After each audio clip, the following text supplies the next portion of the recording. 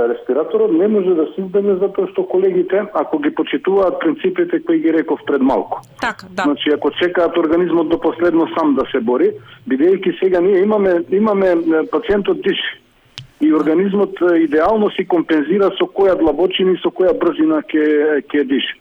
Меѓутоа, во одреден момент ќе декомпензира тој механизам и фактички пациентот паѓа со многу ниски вредности на кислород во крвта и е веќе витално загрозен и тогаш мора да се проба со респиратор. Значи тоа не е дека некој сака да постави на респиратор, меѓутоа советот е да се чека да се даде што поголема шанса самиот пациент да се избори со оваа состојба. Значи другите супоративни мерки на поддршка да се почитуваат и да се чека максимално подолго да се даде шанса на организмот сам да се избори.